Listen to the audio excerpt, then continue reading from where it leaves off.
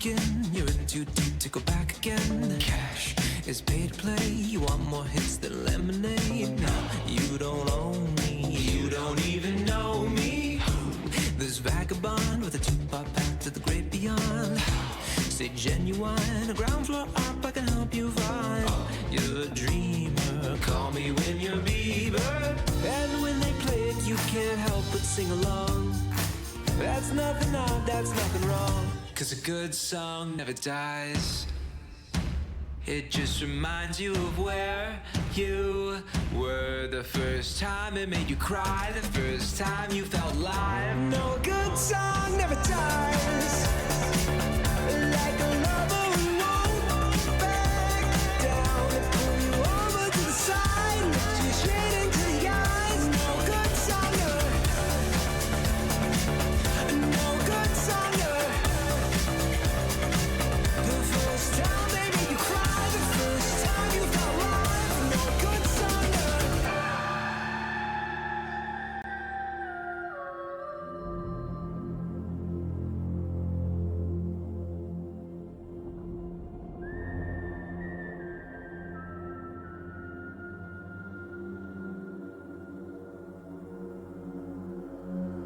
Cause a good song never dies.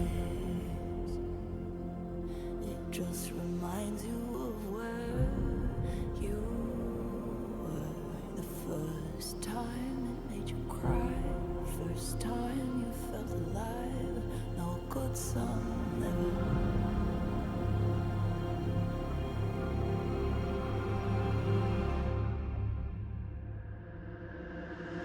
Cause a good song never dies.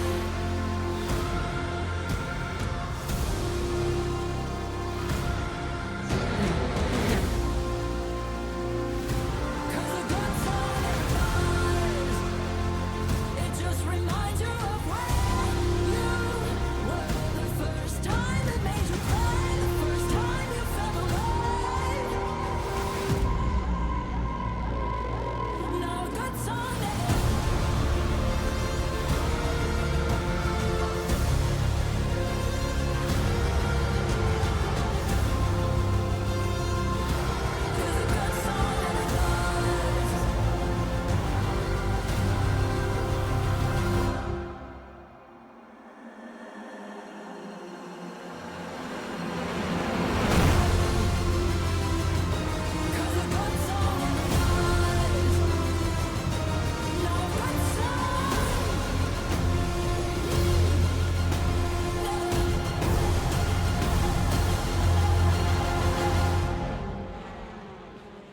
No good song never dies.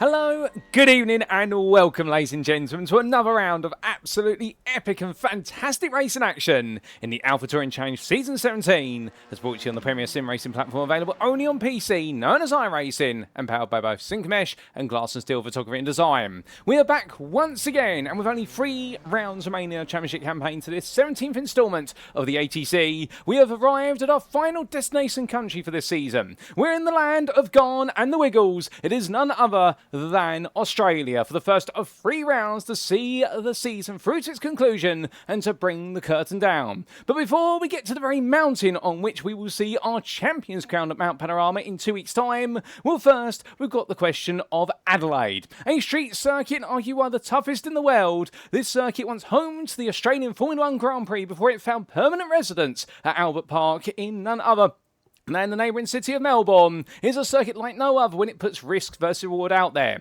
Spanning the best part of 2.01 miles, it is a course whereby the walls are always right alongside you. But also there's a great mixture of eclectic corners, 14 of them in total, and with many of the corners being sharp 90-degree bends and also a couple of hairpins thrown in for good measure, it means overtaking opportunities are available for those who are ready to commit to the bit and go very sharp under braking. But go too deep under braking and you'll find yourself going straight on into the runoff areas, alternatively the barriers, or if you don't brake late enough, your rivals will beat you to that braking zone and be able to hold you off and make a pass of their own. And there's going to that balancing act throughout. There's going to make this an incredibly challenging round for our drivers to get right. And when the overall Alpha Drivers Championship is on the line for this round, with 2 rounds to go, we could provisionally be crowning our champion with 2 rounds to spare. Understandably, the stakes could not be higher. Alas, where are my manners? I seem to have forgotten them and left them on the plane, making my way all the way over to Australia. My name is Paul Walsh, your host and commentator of the season, and you're catching up with all the race action as if it were live from round number 10 of 12 of the season. The race had occurred as of Monday, the 29th of June 2026, and as we welcome you to this broadcast being presented to you as if it were live on this Tuesday, the 30th of June, we're taking a look back all the race in action and bringing you up to speed with it. It means we do not know what happens whether it be in the practice session that's ongoing currently, nor the upcoming qualifying session, or most importantly, all the race in action. And it's going to be as close as possible to the raw live viewing experience you guys and girls tuning at home. Speaking of tuning in, of course, you're catching all this race in action on the only place you can catch it on a weekly basis for this season. That's on youtube.com and search for Porsche Productions or PWP. And in terms of our schedule for the day, times in Eastern Daylight Time EDT or Universal Coordinate Time -4 UTC -4, as we can see in approximately around about 10 minutes time we're making our way into our qualifying session at 9:15, 10 minutes in duration, 2 laps available to all of our drivers, and who's going to put it on pole. But we do make our way to the grid for our 45-minute endurance race. It's the last of our shorter endurance races, set to get underway at 9:25, but whilst it may not be the full 60 minutes, well, it's understandably an exciting prospect, particularly when you see in the background, well, the Adelaide Street Circuit is always great in the dry, but when the rain comes as well, and the rain has started falling about an hour into the extended practice session, well, the rain is not stopping at the moment, and therefore it does mean for our drivers are going to need to negotiate a very tricky circuit where wet tyres will be required. But will there be a transition to the dry at some point? We'll have to wait and see. But let's not dilly-dally. Let's bring up speed, ladies and gentlemen, with the story of the season thus far, after 9 rounds of racing, and particularly what happened last time out in our special endurance round at the Fuji International Speedway.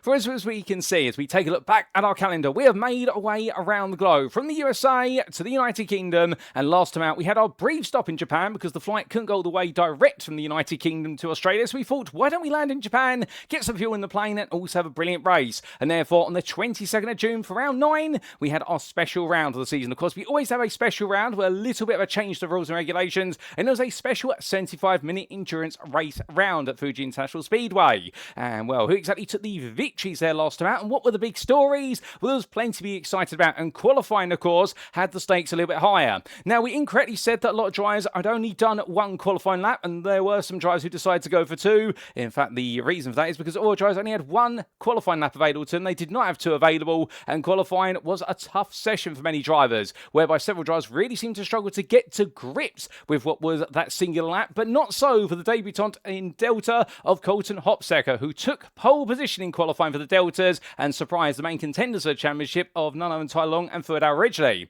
But we also got to see what was a shock overall and gamma pole position for Fleet Smith, taking the overall pole position by half a tenth ahead of Micah Hendricks, and Matt Shepka also delivered a season best qualifying points to his own for 4th place overall and second in gamma, only what was 1.9 tenths of a pole position. It was generally very tight throughout the field, there was no doubt about it, and in the end when we did go racing, well, the excitement in qualifying transitioned into the race, whereby there were rampant fights from lights out to checker flag, with Fleet Smith, Wojciech Swirydowicz and Micah Hendricks enjoying one of the best battles we've seen all season for the overall win, which came down to very fine margins, and we'll tell you a little bit more about who took that victory very shortly. But it wasn't just about the fighting at the front of the field, because while Shepka had a lonely race for 4th place, converting where he started into where he finished, we also got to see was Chris McDowell, Major Monsite and Matthew Mayer and Ray Tiu all get involved in a huge battle to complete the top 10, and they spent more time fighting at Fuji than had in any other race combined together. We really got to see some of the finest racing from the quartet. We also saw a slow start for Colton Hopsecker open up an opportunity for a 2-way battle between our main favourites in the Delta Championship of Fuji Ridgely and Tai Long, and Carl Trost as well. Let's not forget about him. Arguably his best driver's ATC career so far. His qualifying session was not impressive, taking 8th place in class. He seemed to struggle in qualifying, but he made his way all the way out to 3rd on the podium in the Delta class, and you had to see it to believe it, how he carved his way through, with a late set pass on Jason in and Colton Hopsecker enabling that. So a very exciting race, and come the end of it all, we did see, of course, victory overall for Wojciech Swirydowicz, his 57th win in his career, shadowing the record held by Michael Polasek by only a couple of race wins. And well, for Swirydowicz, it was 3rd in qualifying, only a 10th off a pole, been in the 3-way fight with between him, Hendricks and Smith. Well, there was the incredible moment coming through Netsbend midway through the race, whereby we did see Hendricks and Swirydowicz both part the seas around each other, having had a major bit of contact, and Fleet Smith charged through the middle of it all. But in the end, Swirydowicz was able to retake the lead on lap 38 out of 43 and held on to the win by 1.5 seconds. And it does mean for Wojciech Swirydowicz coming into this round, he could potentially take the championship crown, albeit it's subject to results and stewards' inquiries, and we'll tell you a little bit more about that when we regale the championship standings. As the Gamma, it was Fleet Smith.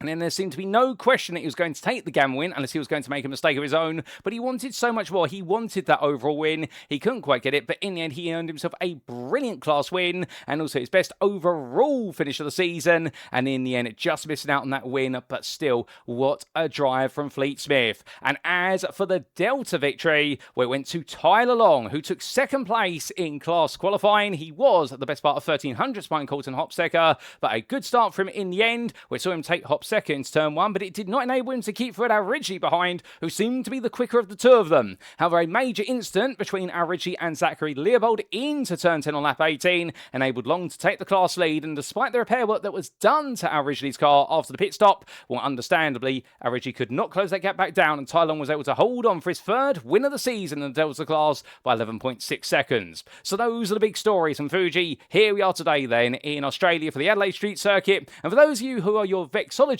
enthusiasts or fans of flags, we all know there we're running the state flags, so the 3 Australian states we're racing in, and we begin, of course, as of the first of 3 Australian rounds with a trip to South Australia. And here is our cheat sheet for our host circuit. It is the Adelaide Street Circuit, 2.01 miles in length or 3.23 kilometres if you do use kilometres, and as we can see, a brilliant set of ratings put together by our Alpha Touring Change administration. A huge thank you to them as always. Now first, of course, this is a 45-minute endurance race. We go back to the standard endurance rule race set, and we'll come on to those rules very shortly, but the one thing you do need to know is the fact we do have that mandatory 1 tyre change that's back on the cars, plus 2 qualifying laps, not 1. In terms of ratings, well, tyre stress is 3 out of 5. This circuit, moderate on tyre stress. We do have some heavy braking zones. Also, we do have the fast right-hander at turn number 8, which will lean very heavily on the left-hand side tyres, particularly that front left. And also, we will find the tyres in general will be put under a bit of strain as they make their way through the 90-degree corners of turns 4 through to 7. However, it's not the most stressful circuit when it comes to tyre life. The same with heavy braking, 3 out of 5. We really do have 2 heavy braking zones, arguably 3, and all 3 would be turns 4, 9, and 14. But there are also some very gentle runs to corner braking zones, including the run from turn 4 through to 5, 5 to 6, and 6 to 7, and therefore it does mean as a result our drivers won't be experiencing as much thermal degradation on the brakes as they would at other circuits. Now, overtake difficulty, this is where the change will be today, 4 out of 5. It's not impossible to overtake at a street circuit, but here at Adelaide you'll find that whilst you've got space for 2, 3 wide, the problem is you've got to really be brave on the brakes to be able to make an overtake happen, and that is where the art will be for our drivers, as they'll need to really outrun each other into those braking zones, or alternatively go for lunges,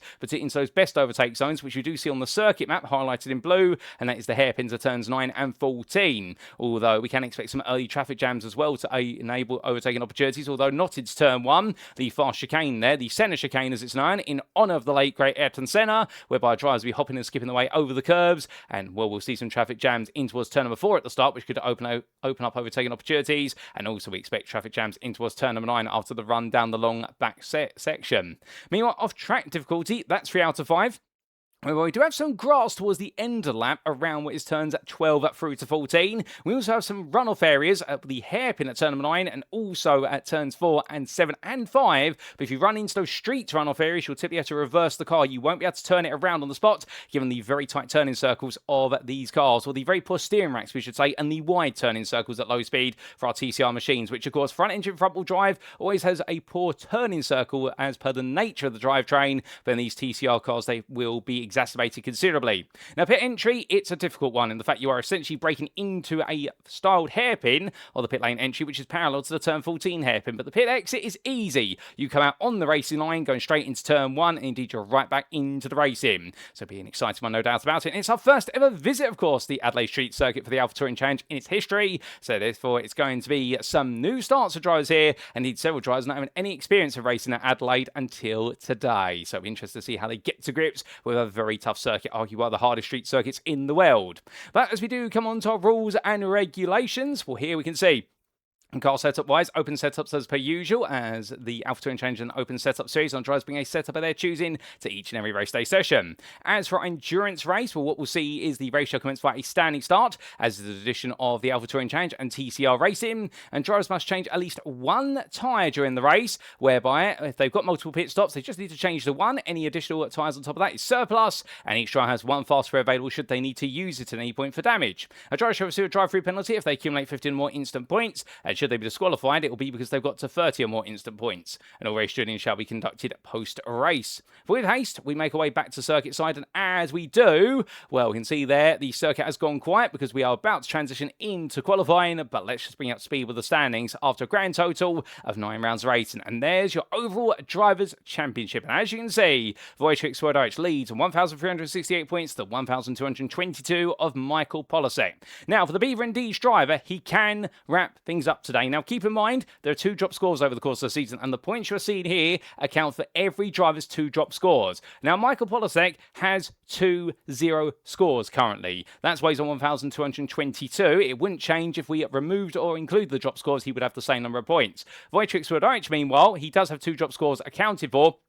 But right now, if we did remove, if we took away that factor of the drop score, so if we said that all 9 rounds of his racing had counted thus far, well, he would be coming into this round on a grand total of 1,721 to the 1,222 of Michael Polasek. And what it means is that if Wojciech Swirydowicz today finishes 9th overall or higher, and of course, remember, Alpha drivers only score based on overall finishing position, there are no bonus points to them, alternatively, he takes 10th place and secures Class Pole or Sublime Finesse as well the awards there, and that'll be an extra 4 points for either one of them, and that's overall, we should point out, not within the Alphas specifically to avoid any confusion. Well, Wojciech Swirydowicz will be your provisional Season 17 champion, and he will join the ranks of Micah Hendricks and Francois Schinck in becoming a 2-time champion. We will no longer have a 1-time drivers champion overall in the history of the AlphaTouring Challenge. We will forget that, and we'll have to wait to see if a new name arises to become a 1-time champion in a future season. So it's all on the line today for Swirydowicz. He could wrap it up with 2 rounds to spare, but be sure that Michael Polasek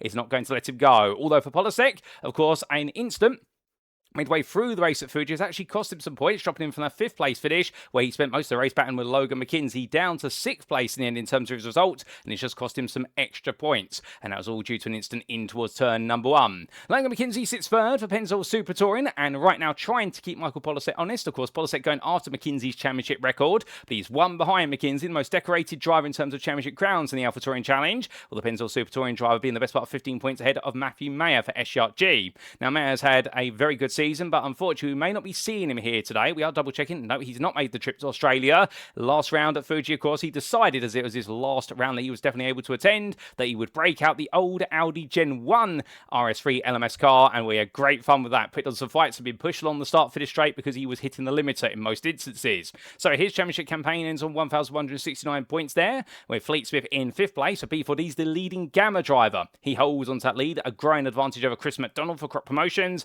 Then we do see Ray Tew in 7th place there for Beaver and D's, ahead of his teammate of John Lauzon. Lauzon did not make it to the grid last time out, and I do believe not here as well, so therefore missed a couple of rounds. We hope to see the Canadian driver back soon, so as his fellow Canadian, Mighty Almeida will jump ahead of him in short notice for Yellow Flag Motorsport. It's then a further 28 points to Sia or Kirby Enthusiasm Motorsports Matthew Shepker in 10th place, with Cooper Eggers in 11th for Pennzoil Super Touring, ahead of Micah Hendricks, with Damon Mitchell, Dan McFarlane and Zachary Bowman completing the top 15. Major Bosvire in 16th place, ahead of Francois Schinck. And then we do have your leading Delta driver, Ty Long for T0 Racing Ascent, ahead of the sister team driver from Summit, John Daniels, by 22 points, with Zachary Leopold completing your top 20 on 601 for Pennzoil Super Touring.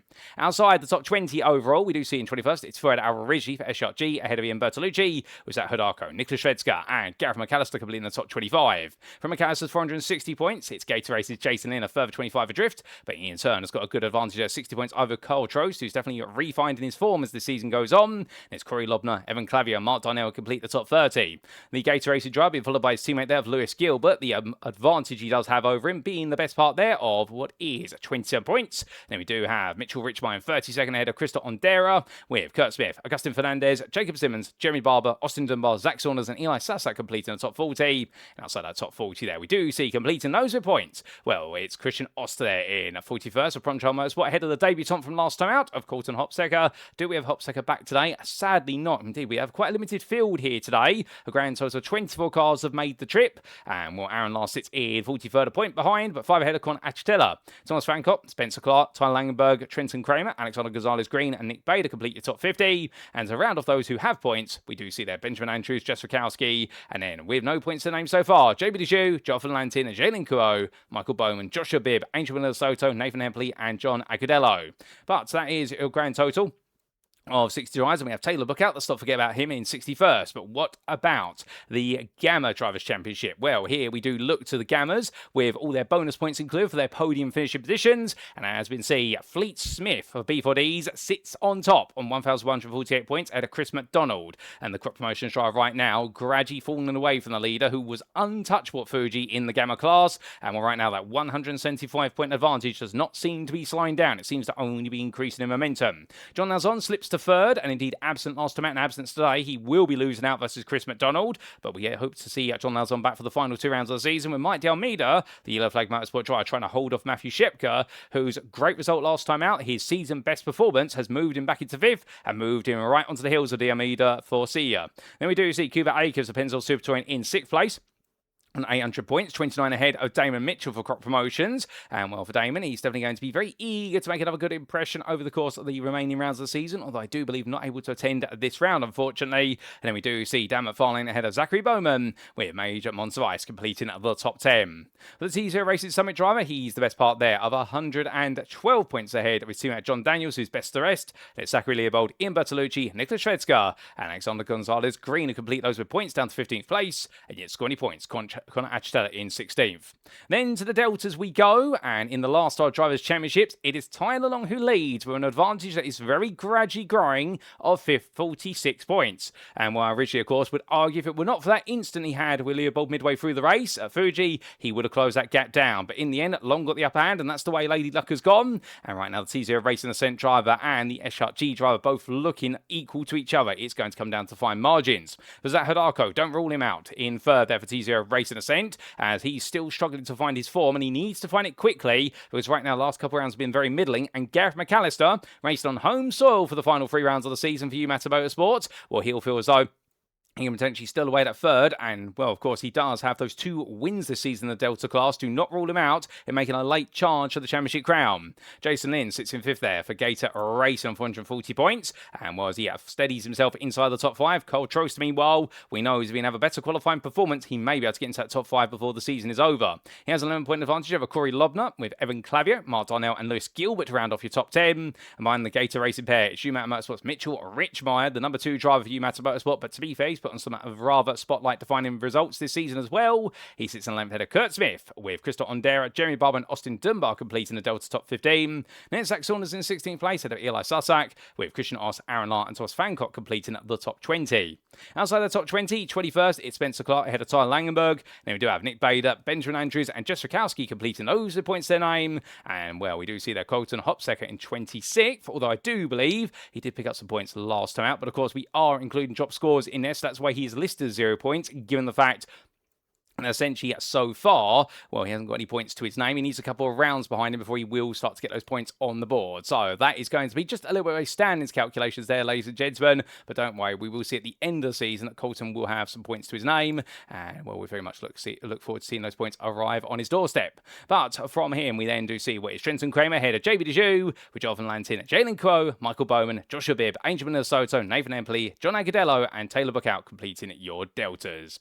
But with that, we also do look to the Teams Championship standings, and here we can see in the overall teams, it's Beaver and D's with an advantage right now, which means they cannot quite wrap up the title at Adelaide today, but they do need a grand total of none other and then what is 455 points in their final 3 rounds of the championship. And if they do, with a maximum of 402 points up for grabs per round in theory, well, they could take the crown next time out at what will be Phillip Island. So BRD's right now on the cusp of history of breaking the deadlock that several teams have had over this so far this season, and indeed over the last few seasons of Yellow Flag Motorsport and Pennzoil Super Touring. But can BRD's now put themselves into the history books by taking one big step closer today? Yellow Flag Motorsport, Crop Promotions and Pennzoil Super Touring split by 16 points there. The trio for second through to fourth is looking very close between them, with SRG in fifth place, and right now SRG continues to sit in no man's land. It's too far away from the top four, but comfortably away from Sia in sixth, who in turn have got T0 Racing Summit nipping at their heels, and B4Ds are not too far behind, and the Bumblebee team are wary of the fact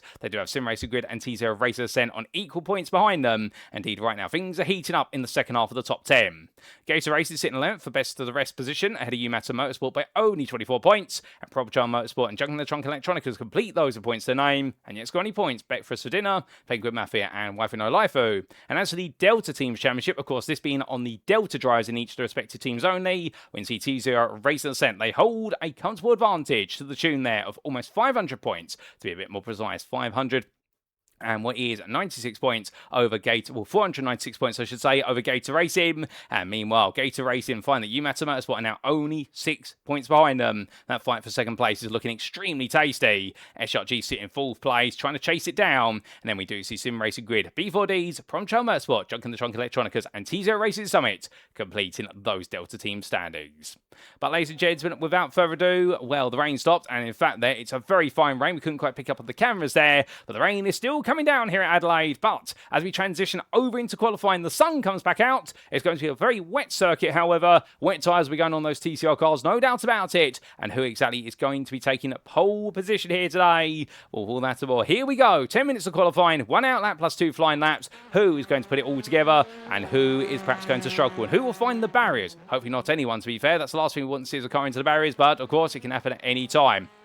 Well, as Major Monster Vice makes his way around, right now the T0 racing driver here being the one of the first on Expedition. Remember, this is a lone qualifying format whereby all the drivers take to an isolated instance of the circuit. They cannot see their rivals at this point in time, but everybody, out of fairness, will have the exact same track conditions, and therefore it really comes down to our drivers mastering those conditions. Now, what exactly do you do to these TCR cars in order to be able to make them a bit more stable for the wet weather conditions? Remember, front engine front wheel drive, so the front tyres do all the hard work. The rear tyres, they don't get a day off either. They have to do a lot of work as well. In the rear tyres on TCR cars, there is the misconception that when the rear tyres are not part of the drivetrain, therefore they do very little. Well, wear-wise, they take a lot less wear compared to the front. However, of course, those rears will provide some stability and grip, particularly as the car tries to pull itself out of a corner exit. So it does mean, therefore, those rear tyres need to be quite comfortably planted to the car's ground in order to be able to make their way up to speed. But that's where you have the tripoding effect, as it's known, and that's where you do see one of the rear tyres essentially lift up off the tarmac when the car's carrying enough speed into a corner. Well, I'm not quite sure if we'll see any tripoding here today, given the speeds we'll be taking through these corners by default, but particularly in these wet conditions. We'll have to see what can be done. But in terms of how drivers can adjust the car setup, well, firstly, they can add a little bit more rear wing to the car. That will settle the rear of the car down. On top of that as well, they can look at adjusting the roll bars as Major Monster Vice decides to park up there. He's going to tow back to the pit lane then by the looks of things and go again. As meanwhile, we do see Jason Lynn disappear and then reappear. And it does look as though all's okay. They're not quite sure what happened. I think Jason Lynn decided to cool things on down. I think a few drivers here taking it easy. And remember, with regards to this outlap, so long as they do not cross the start-finish line, they can reset back to the pit lane and do the outlap again. It will not count as a qualifying lap or the outlap being completed. However, do keep in mind as well that once they cross that start-finish line, should they tow to the pit, that is essentially their qualifying session done and dusted, because understand they only get 2 laps. And then if they do come out the pit lane after towing, well, they will lose the first lap of the qualifying session. They'll only get 1 more, and it'll put so much pressure on them, and that first lap will be a bank lap.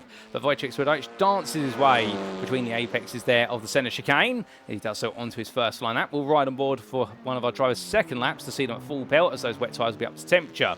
Now, on top of adding some rear wings to the car, the anti-roll bar adjustments, whereby what you may wish to do, if you want to make that front end a bit more stable, is essentially you will increase the amount of roll bar at the front. What it does, that invokes understeer. Meanwhile, at the rear, what you want to do is you want to essentially loosen or not stiffen, what will be instead relax the rear anti-roll bar, and that will essentially make the rear of the car more planted. The stiffer the rear anti-roll bar, typically the more oversteer that is invoked, or the much more aggressive the rear of the car will feel as you turn for a corner.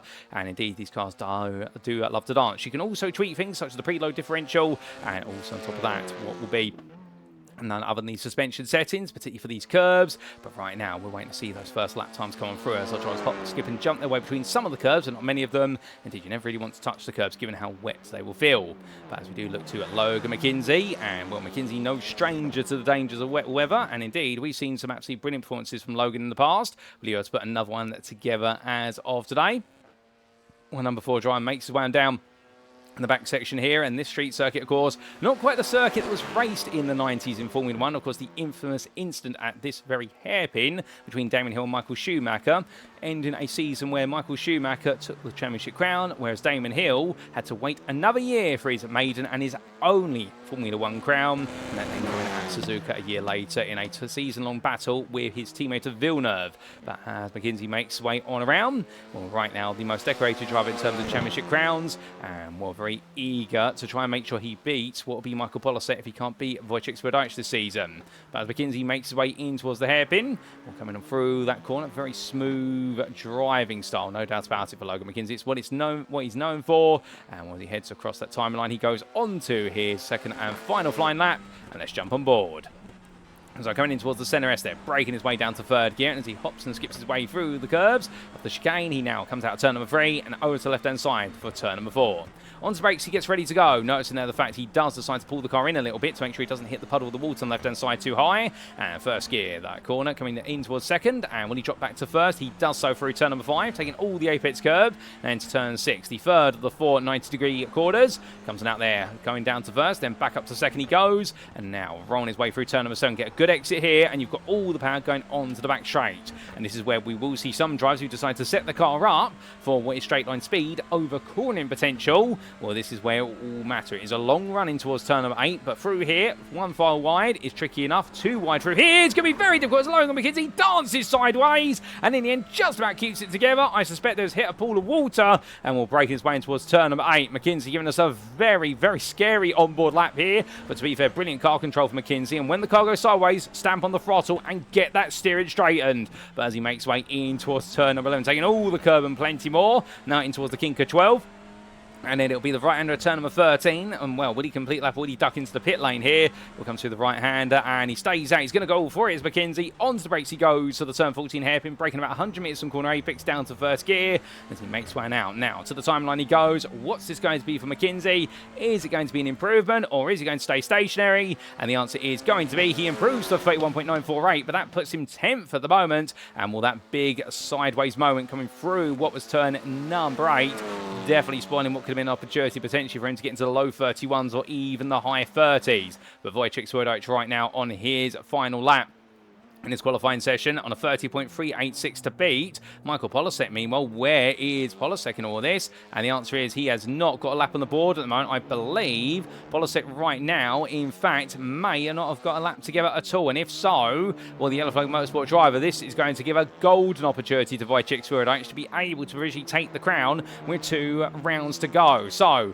for Michael Polasek right now, this is really in the danger zone. Meanwhile, speaking of challenges, Swirydowicz Ridgely making his way on through the chicane there, and well, 32.667, that I believe is going to be his final qualifying lap. I don't think he's going to get any more, as we see an improvement from Cooper Akers. Akers of 31.767. The Pennzoil Super Touring driver moves up into 6th place in the Gammas, but then gets to make down to 7th because Major Monster Vice jumps up to 7th place at a 31.434 in his Elantra. Good work from him. The Hyundai N driver right now absolutely enjoying that for T0 Racing, and well, Wojciech Swirydowicz currently on that provisional pole, and look who's going to be alongside him at this point. Nicholas Shvedska, the Audi Gen 2 RS3 LMS driver on the 250. He'll be absolutely ecstatic about that. That will be his best ever qualifying performance, should it stand. I don't think Fleet Smith's going to take it off him, given the Smith's in the pit lane. And Micah Hendricks cross line and goes to 4th. as Logan McKenzie finds a bit more time out there. And in fact, McKenzie had one more lap. We do apologise there. We thought he had exhausted all his laps, but no, he had one more to go. And, well, it was a 1 minute 31.16. So McKenzie did get that together right at the end. And Michael Polasek does put a lap on the board. And he's got one more here to try and get this done by looks of things. As Mike Almeida jumps up to third place on a 30.464. Indeed, all the drivers finding some late time. John Daniels as well, 30.876. So as meanwhile, Gareth McAllister improves. And the Mountain Motorsport driver, the home hero, of course, he'll be getting the most rapturous applause from the crowd every time he crosses that start-finish line. Or in past in the grandstands where he calls on down. That's third in Delta, not too far off the pole lap, set by Mark Darnell, which is going to be a first Delta pole position of the season for Darnell, just along by what was in the end of grand total of half a tenth, and it was a further tenth and a bit back to McAllister. Meanwhile, third hour originally, the best he's been able to achieve is 18th overall, or 6th in Delta right now, so it looks like Long is still holding that qualitative advantage in the Delta Championship. But meanwhile, what is Michael Polasek doing out there? Well, he's trying to find that time. He's got a minute to go, presuming this is on a valid lap. Now, of course, with the way that drivers come out the pit lane and several drivers opting to tow back to the pit lane on several occasions, it means that right now, Michael Polasek is actually listed on our timing screen, not what you're seeing, ladies and gentlemen, but what we have available to see in the commentary booth as being on his 5th lap. Of course, he technically can't be on his 5th lap because otherwise it'd be an invalidated lap, but we'll have to wait and see whether he peels the pit lane or whether he finishes one as Hendricks goes to the top of the tower. And will Wojciech Swirydowicz demoted from what will be pole. Now, what can Polasek do as he heads towards the line? He's on a personal best in sectors 1 and 2. Is Polasek here going to steal the glory? It is going to be a 29.960. Michael Polasek, oh my goodness, and he takes pole by 3 attempts ahead of Micah Hendricks. And that is Polasek saying to Swirydowicz and saying to the whole field, if you want to dethrone the defending champion, you are going to have to work a bit harder, guys. But meanwhile, of course, for Wojciech Swirydowicz, he only needs to finish in 9th place today in order to be able to guarantee himself the provisional crown. So for Polasek right now, he'll just want to do the one thing he can do, which is win, and it's down to Swirydowicz to do the rest of it. It's when Swirydowicz is in a degree of control of his championship fate. Meanwhile, Swirydowicz originally parks up in front of the line. He won't be going anywhere further, and that is qualifying complete, ladies and gentlemen. What a session. And in the end, Michael Polasek taking that pole position by an incredible 3 attempts. And, well, as we now make our way to the grid, this is how they all line up for a one and only endurance race here today in South Australia at the Adelaide Street Circuit.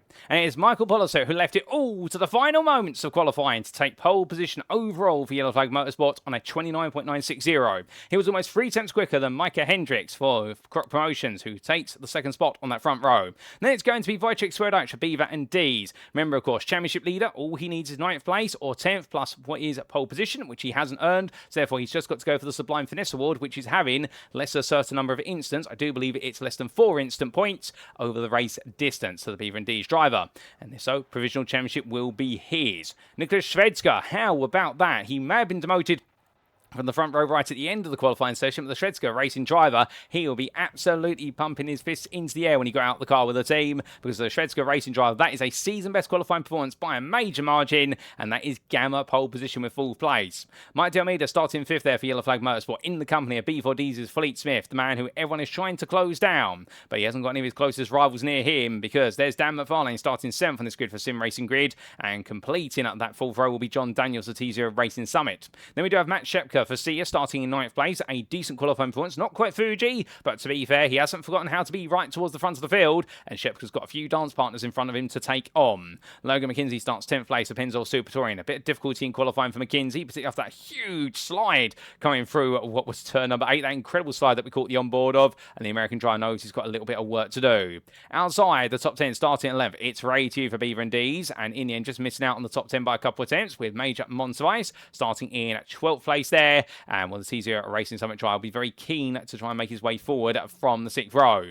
Then starting in Delta Pole, it's going to be Mark Darnell for Gator Racing, and well, with that position on the grid, a very impressive qualifying lap there for the Gator Racing driver. He's at first pole position in his Delta Championship campaign for this season, I believe, for Darnell, although don't quote me on this, ladies and gentlemen, that may be his first Delta career pole as well through qualifying, and if so, well, congratulations to Darnell. That's already a phenomenal result for this season, but that's going to be up there as one of his all-time great qualifying performances.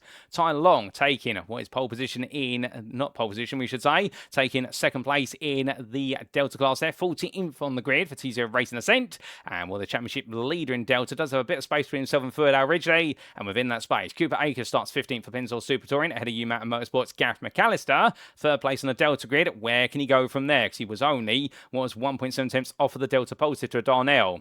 Jason Lynn, teammate to Darnell, starts in 4th place in Delta, 17th on the grid ahead of Zach Hidako for T0 Racing Ascent. Still trying to find that qualifying pace versus teammate along. Then Fuji Ridgely for S-Shark-G struggled in qualifying in his Audi, and therefore starting 19th, 6th in Delta, and you have the company of Evan Clavio, who was half a second behind for Sim Racing Grid. We then do look behind, and we'll see in 20th first place, Carl Trost there for T0 Racing Ascent. Not the way he's wanted it to go in qualifying, but Trost once again may have to put on a race pace special. Head of Chris McDonald for Croc Promotions. Francois Schenk, the last of the drivers who did settle out for Sia, starting 23rd. And big shout out to Kevin Johnson, ladies and gentlemen, who returned to the practice session. He's listed there, but won't be competing in the race. They just decided to do a little bit of shakedown of the Grim Racing Privateer Honda Civic Type R FK8 model, and we expect Kevin Johnson to be back on the grid perhaps in the final 2 rounds, and recently got back from the escapades, of course, in the 24 hours of Lemons at Kershaw. And we'll do check out the Grim Racing YouTube channel, or Looking Grim Racing as it's known, because they have filmed a whole series dedicated to the preparation, the build up for the 24 hours at Kershaw, and then of course their race antics. And it's an absolutely brilliant series which I still need to complete watching. But to be fair, what we're watching right now is some incredible racing, ladies and gentlemen. The grid is set, they're all ready to go. The lights go on for the 10th time this season, and as quick as they go on, they go out. It's lights and away we go for round number 10 of the championship, and as they roar the way away, well, it's a great start there from Michael Polasek, who bolts his way down towards turn number 1. But as he does so, look at Nicholas Shvedska going on the attack here, left into right. Oh, and he gets it wrong on the curve straight away. Shvedska's into the barrier, and as he does so, takes a bit too much curve. The car gets bounced around. He's going to get turned around, and what's looking to be an incredible opportunity today for Shvedska has all ended up around and in the barrier as quickly as it started. But meanwhile, Mike Dalmeida there, free wide, a bit of contact with Tyler Long. They all queue up. Oh no! And it's going to be Gareth McAllister turned as well, I believe. And Mark Darnell right now is going to have a gold opportunity to try and run away with the Delta lead, although Evan Clavio's already been caught up in that. Fuji Ridgely, meanwhile, got caught out as well, although he has cleared Long, has had to tow to the pit lane, and Gareth McAllister being there with him as well. But McAllister is still racing. Nicholas Shvedska, of course, is trying to make his way onwards, although he's had a bit of a trip off the road. I believe he's towed to the pit lane as well, with some damage to the car. But meanwhile, as all the field makes its way in towards turn number 8 for the first time of asking on the race pace conditions, this is going to be it's going to be brilliant. It's going to be brave here on cold tyres and these wet conditions. But look at the front of the field. Wojciech Swirydowicz inside, and Fleet Swift comes back barreling in. Oh my goodness, and there's contact there to Wojciech Swirydowicz's rear, and it sends Swirydowicz spinning down the roller. And meanwhile, Fleet Smith gets clear, but I get the feeling he knows what's coming right now, and that is there's damage on that car, and Smith immediately pulls over. Oh goodness me, to the barrier, and well, with that damage, he's not going any further, as there's even more drama in towards turn number 11, and that is a car park sideways on the exit, gets a slight biff on the front bumper, and that's Major Monspice who's been turned around there. Dramatic start to this race here at Adelaide. Everyone's trying to get it together. There's a rejoining car there of Evan Clavio, who was right towards the front of the Delta field. My good lord. And well, it's all gone backwards and around for several, but not for this man, your pole sitter, who leads the way by 3.2 seconds. It's Michael Polasek ahead of Gamma leader Dan McFarlane. How about that for Dan? He's come all the way through the Gamma field. He's up into leader of the class. He's in second place, and right now he couldn't ask for more. But behind, there's John Daniels, and then there's Shepka versus McKinsey versus TU. We can see there Shepka passing McKinsey around the outside. Shepka absolutely goes for it, and right now nothing's holding this man back. Since Fuji, I think he's really refound his form, Shepka, and he's refound, not the enthusiasm, he actually loves going race on a weekly basis in the Alpha Touring Challenge, but I think he's refound the spark that just got extinguished earlier in the season, and the senior driver right now absolutely back to his best. This is what we love to see. We love to see a happy Shepka out there, and well, Matt will be absolutely smiling right now because he's right up towards the very front. Indeed, one of the long-standing admin members of the Alpha Touring Challenge series, and well, I'll tell you one thing, he loves doing the admin work, he loves being in the car, he lives and breathes it, much like many of our drivers, including, of course, head admin Logan McKinsey. But as we do come back to Chris McDonald, finding Carl Trost right in front of him. McDonald on the attack right now. The Gamma driver trying to take on the Delta driver, looking for an opportunity as they make their way into the braking zone. And the reason was a little bit of an eyebrow raiser because we saw Jason Lynn falling down the time to have the leader at Delta. You can see him there make his way around on the road, but hopefully it's not a sign of an incoming technical issue, because if so, well, we could suddenly see Jason Lynn relegated from the leader Delta class. And could this be why the race is where nobody wants to lead? And Francois Schenk just ejects himself out there stage left. And well, as he comes back on, oh my goodness, even more cars around there. Who's that by? Is that Fuji Ridgely? It is Fuji Ridgely. And unfortunately for the SRG driver who's inverted Delta was quickly closing down Hidako and Lin, although he had to catch up to McDonald first. Well, right now, still more work to do as we see a lot of smoke going up there into the hairpin. And I want to tell you one thing, ladies and gentlemen, before even 5 minutes of this race complete, I think I'm going to be losing my voice at this point as Micah Hendricks struggling for turn 11. I think they're all hitting a lot of water there that's static, and unfortunately where that water is puddling, it's causing the cars to lose grip going into turn number 11, and a few drivers really being caught out by it. But meanwhile, we can't focus on that for too long as John Daniels having to hold off Shepka. Here comes Logan McKenzie looking around the outside, trying to perform on Shepka, what Shepka did to him a lap ago at turn number 4, and right now McKenzie around the outside. Shepka flashes headlights out. I think that's to say, I'm going to let this go. That's Morse code typically when they're battling side by side, and Shepka responding by completely backing off and giving Shepka the opportunity to essentially watch now McKenzie go on the attack versus Daniels. Logan McKenzie here's got a lot of pace, but of course Shepka wants to try and use the space that's offered as John Daniels immediately comes back here. Oh my goodness, and that's Shepka! Shepka's into the wall! They're all hitting the walls here in Australia, and as he makes his way down, well, Shepka's hit the barrier, the front bumpers of the car, the suspensions collapse. Shepka goes no further here in Adelaide, and well, unfortunately, the only place he's going to is in the pit lane, and the front bumper's going to the scrapyard. But Shepka will try and get back together as Ray 2 goes very sideways under braking. They're all sliding around right now. It is such hard work out there. And the thing is, you'd look at the circuit right now and think, well, surely that's a dry line that's there. Well, if so, I'll tell you one thing right now, that dry line is not offering anywhere near as much grip. And we believe everybody's on a wet tyre out there, unless a lot of drivers have decided, given the fact this circuit is drying up, to gamble going into the slick. And essentially, every time they touch some water, we're suddenly losing all the tyre temperature, all the tyre grip. Sadly, we don't have that data available as to what tyre drivers are on. We have to guess what tyre compound they're on. But if I had to guess, given the way that a lot of drivers have had things go wrong and the lack of spray, I would say actually I think a lot of drivers have decided to start potentially on the slick tyre, and what they have to do is stay within the dry space. But there are patches on the streets of Adelaide whereby we do have essentially water that comes across the racing line, and the problem is there's not always a guaranteed dry patch. Wojciech Swirydowicz, meanwhile, after what happened to him on the open lap, he's now absolutely storming his way around. A fastest lap now, 29.957, as he chased after Mike D'Almeida. Remember, for Swirydowicz, 9th place will be enough to become the Pre-Shield champion, subject to any stewards' inquiries. Even if Michael Polasek wins and takes all the bonus points available to him, it will only need to be a 9th place for Swirydowicz based on the maths we've done. We got the Abacus out late last night, and right now that seems to be what Swirydowicz needs to do. But as he makes one around, we need to survive this one, of course, and that's proving challenging for everybody out there. But we do believe, now that we've taken a look at the circumstances and what's happening, that most of our drivers, if not all of them, will be on a degree of slick tyre, and well, they're all getting it wrong when they're touching wet patches. Meanwhile, that is Chris McDonald reversing his way to a barrier, trying to get the car turned around on a very damp section on the outside of the hairpin at turn number 9. As he gets it together, that is a Croc Promotions car that's damaged. As beyond Fernando Ridge, gets it wrong, and he goes straight off there at turn number 11. He falls to it once again. Several drivers have lost out there so far, and he becomes another one. Oh, goodness me, ladies and gentlemen, I'll tell you one thing. If anybody is struggling out there right now and thinking to themselves, well, should I be on a different set of tyres? Well, of course, you start to doubt yourself, as I have doubts there. Where Chris McDonald's going to get clear. Oh, that's going around. Oh, my goodness, that's Carl Trost going around there and reversing himself into the pit lane.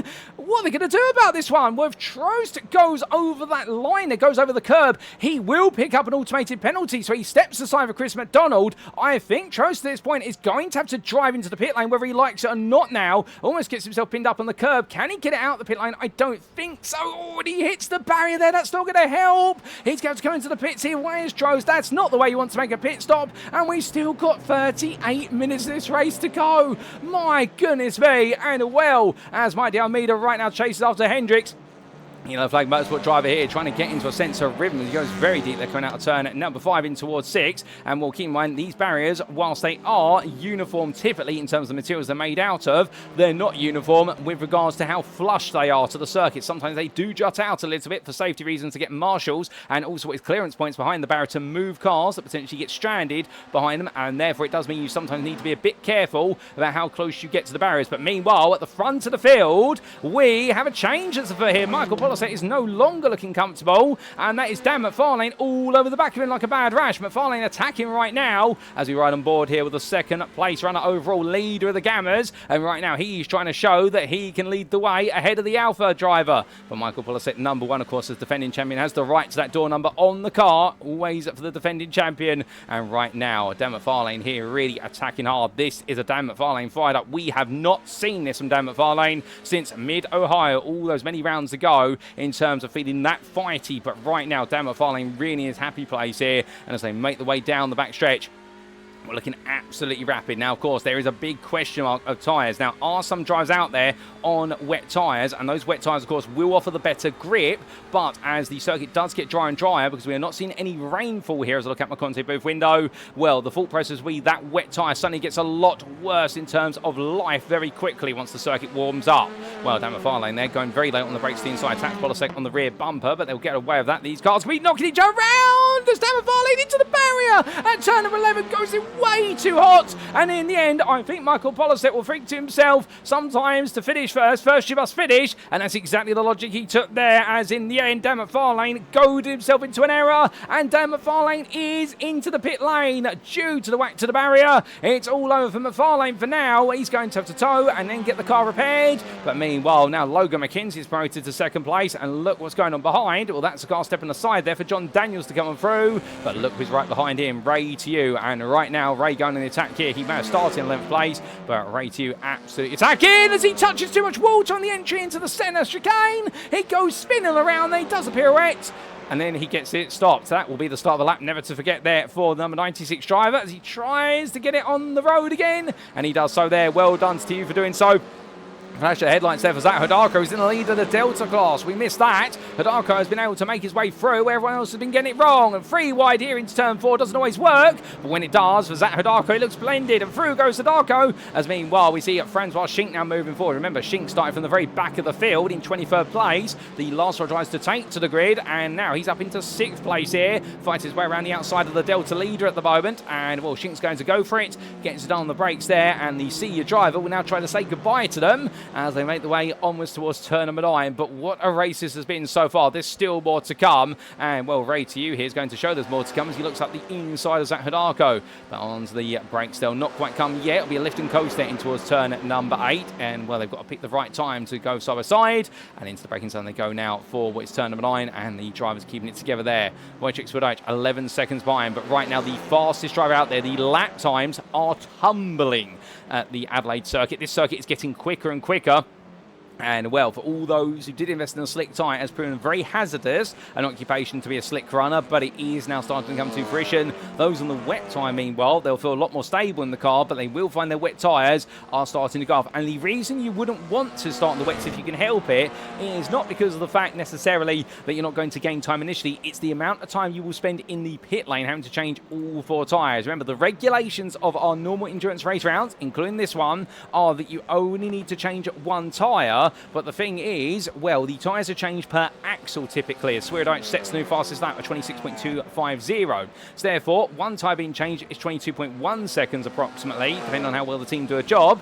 Come back to that very shortly, ladies and gentlemen. We've got 2 wide here between Tew and Schink. And in the end, oh my goodness, Ray, you've got to keep away from those walls. The Beaver D driver there giving me a heart attack as he went all the way out to the outside, mounting the exit curb. And well, that exit curb really enables you to grind up against the wall to some extent. And well, I wouldn't be surprised there. Well, I think he has still got his right-hand wing mirror on the car, but I wouldn't be surprised if the glass in that's now slightly cracked where he's absolutely grazed the wall with it. But as he makes his way onwards right now, Ray Tew feeling very dicey here, and perhaps dicing with Francois Schink as much as his fate as they come in towards the braking zone for turn number 9. On to brakes, they go for the hairpin. He's on the inside, Schink on the outside, but remember, this gives Schink the inside into turn 11, the corner that's caught out so many drivers so far today. Schink's going to try and go for it under the brakes. They go, and as they do, big twitch there from Tew. He has to let it go.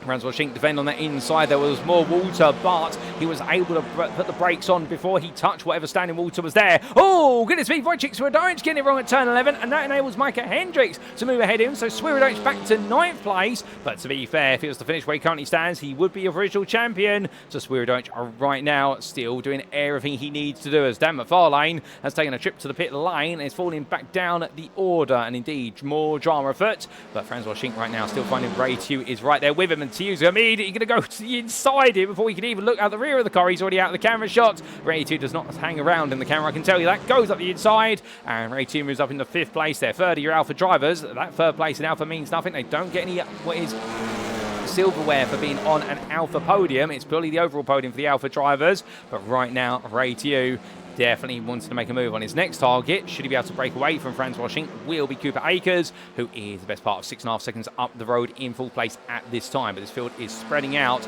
and this is becoming a race that is much about survival. And we have lost a few drivers already from this race, including none other than Gareth McAllister, also Matt Shepka, also Evan Clavio. And the last of runners at the moment is 3 laps down is Nicholas Shvedska. As all these drivers come through the turn 9 hairpin this time, are things cooling down? Well, not if you're Mike de Almeida, it would seem. He's not too happy about the fact he finds himself a lap down in amongst this group. And, whoa, he's not going to be happy about that as he makes a mistake in towards turn 11, and it slides loose there. And well, over the Repco advertising he goes. And well, Repco won't be too happy about that. He's throwing a load of mud and water and grass over that, but he will just want to be getting back on the road as quickly as he can. And, well, no place is lost or gained, but in fact, he has lost the place to Jason Lynn as a result of that. And, well, Mike de Almeida right now knows his challenge is even harder. And, well, as he makes his way through the hairpin, let's Wojciech Swirydowicz lead lapper go. The new fastest lap of the race being set by Micah Hendricks now at 25.37 as he carries too much speed. It was a chicane. Michael Lordy hits the wall, and Hendricks goes sliding on around there into the barrier once again. And that Audi is having to wait for the field to come through. Can he get it restarted? He can. And Michael Law, the Crop Promotions driver, all over the road and will carrying so much speed. And the water on the outside of the entry in towards turn 1 is no joke. And right now, all the drivers do seem to be, as the pace is building, they're forgetting the fact there's still a lot of water out there. And that water is catching them out time and time again. Now, what we were going to say before the batting kicked off, as we look to your race leader, is keeping on with regards to tyre changes. The front tyre, well, indeed, just changed a single time on one of these cars. It's 22.1 seconds because the car has to be put up on the jacks and then the team have to go around and change the tyres. Now, because tyres are practically done simultaneously on a given axle, it means changing both tyres on a single axle is around about 22.5 seconds in total. And therefore, if you then consider both axles, so 3 or more tyres, it becomes 42.7 seconds. That's why I would suspect that a lot of the drivers have gambled by starting on slicks here, and that's why we're seeing such a high attrition rate of drivers in the fact that the circuit is dry in a good number of spots, but it's also wet in others, particularly into some major braking zones and also on corner apexes. But they've got to push hard on the slick tyre. They have to drive through that water because of the lines they're having to take, and they're trying to maintain that tyre temperature as much as they possibly can. And well, the game plan being that if you're going to get away with the slick tyre, you naturally will gain pace as this race goes on. Because, of course, the fact of the matter is this circuit is getting dry. We have a lot of cloud over South Australia today in the streets of Adelaide. We don't have any more rain falling, but if you can save yourself the best part of 20 or so seconds in the pit lane, it will be worth it in the long haul. That's exactly the thought process our drivers have gone with, which is you'll naturally gain pace on this opening stint as the tyre warms up and the circuit gets drier, and you'll save yourself 20 seconds in the pit lane, so it's win-win. But, of course, it'll be lose-lose if you cannot survive the changeable grip levels out there, and we've seen so many drivers do so. So we're looking at John Daniels and Cooper Akers right now. In fact, Cooper Akers a lot further back. Akers is 9.5 seconds behind. John Daniels being followed there by Chris McDonald in reality, and Chris McDonald being a lap down. But goodness me, ladies and gentlemen, what a dramatic race we've had so far. And in fact, as we do get a bit of a breather, what we are going to do is take a look back at some of the big moments of this race so far, including how it all started. Now, these replays, of course, courtesy of Arturo Mayorga and his brilliant software that enables us to bring these post-round broadcasts exactly as if they were live through the use of replays. And as we can see, a decent start there for your pollster, Michael Polasek, as the whole field made its way down towards turn 1. Looking to that blimp camera for a brief moment, everyone got away safely. And then we looked to the closer down camera, and as we can see, it was too wide a plenty between so many drivers. But Nicholas Shvedska getting caught out and turned right at the start. And, well, that's one aftermath camera for him. What exactly happened to Nicholas Shvedska as we went green flag racing? Here's what it looked like from on board. So Shvedska got away as he did so. The Shvedska racing driver looks at the inside of Hendricks here. Had a brilliant start. Went all in. Let's listen in. and hit the curve very high, and I think by hitting the curve and then got pinched slightly with Hendricks, that's not Hendricks' fault necessarily, and I think there that contact just upset the balance of Shred's car even more than it was already upset, and that's what sent him on a round there, and I suspect that might be considered a racing incident. It'd be a hard one to call. But we also did have a bit of a big moment for Gareth McAllister on the open lap. This was in the run down towards what was turn number 4, and the Mountain Motorsport driver found himself in the end in a bit of a traffic jam into the corner because Tyler Long collected what was might down meter slightly there, and suddenly Gareth McAllister got turned around. It all ended up in a little bit of tears for those drivers, and Ferdinand Ritchie was able to sneak his way through all the chaos that unfolded. But then we did have this for Wojciech Swirydowicz. Towards the end of lap 1, this was coming down in towards the turn 9 hairpin, of course battling at the time with Micah Hendricks, and then coming brazenly into the braking zone, Fleet Smith came charging in, and well done McFarlane in the end, ping-ponged off the back of Smith, but unfortunately Fleet Smith coming in so hot there, and he, like a missile, knew where he is, and in the end, well, his guidance system said to him he made it to the apex, but at what cost? And it was collecting the rear of Swirydowicz. This was the onboard, unfortunately hitting a patch of water there. There was nothing he could do once he was committed to the braking zone, and I'm sure Fleet will be owning up to that one afterwards at the fact they all went a bit wrong, and unfortunately that damage to grind against the wall, broken suspension there, not the way he wanted it to go. But meanwhile, we do look to what happened to Carl Trost on lap number 2. And there was some big drama as well for the T0 Racing Ascent driver who was trying to send his way through the field, and went a little bit wrong here under braking, as it did for Ferdinand Ridgely. In fact, 3 drivers are all going around. We also did see Francois Schink, but Carl Trost having the worst hit there, went straight into the apex barrier. That's not the way you wanted it to go whatsoever. Then we did have some difficulty for Shepka on lap number 3, and then, oh my goodness, that was Shepka into the barrier straight away there, and well, I knew it was coming, but I didn't think it was going to come that soon on the replay, and that was Shepka into the barrier. Can we get an earlier look of that?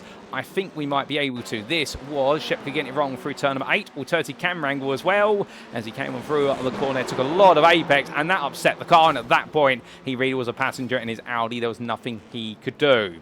We also did have a bit of a big moment a little bit later on for none other than what was the machinery at Dan McFarlane, and this was Dan McFarlane having it all go wrong when he was running at the time in second place, chasing after Michael Polasek aggressively. 2 right-hand wheels on that wet patch versus the 2 left-hand wheels on the dry patch, and went to the barrier there at turn number 11 and had to total pits as a result of damage.